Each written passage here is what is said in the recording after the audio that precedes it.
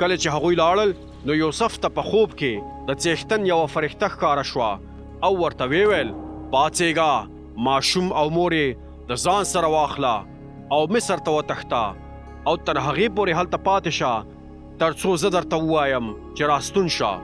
ځکه چې هیرودس به هغه ماشوم لټوي چې ویې وژني نو یوسف پاڅېد او په هماغه شپه یې ماشوم او د هغه مور د ځان سره واخیستل او مصر ته لاړل او د هیرودس تر مرګه پورې هلته پاتې شول نو په دې ډول د څښتن هغه وینا چې د پیغمبر په وسیله یې کړې وه رښتیا شوه خپل زوی مې د مصر څخه راوغوښت کله چې هیرودس پوه شو چې ستورو پیژندونکو هغه تېرېستلی دی نو سخت په قهر شو او حکم یې وکړ چې د بیت لحم او د هغه شاوخوا سیمو ټول هلکان چې د 2 کالو او یا د هغې څخه کم عمر ولري ووژني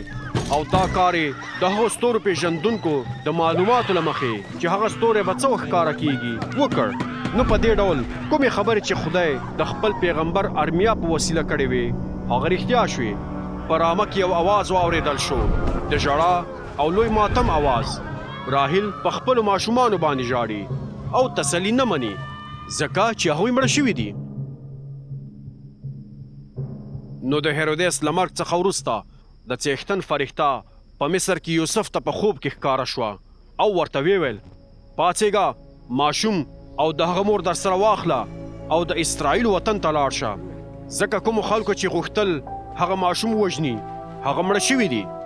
نو هغه پاڅېد او ماشوم او د هغه مور یې د ځان سره واخیستل او د اسرائیل وطن ته لاړل خو کله چې یوسف واورېدل چې ارکلایوس د خپل پلار هیرودس په ځای د یهودي پاچا شوی دی نو هلته د تللو څخه وویرېد خو څرنګه چې په خوب کې هغه ته خبرداری ورکړل شوی و نو د جلیل سیمې ته لاړ او د ناصري په نوم په یو ښار کې اوسېده نو په دې ډول د پیغمبرانو هغه وینا رښتیا شوه چې ویلي وو هغه ته به ناصري ویل کیږي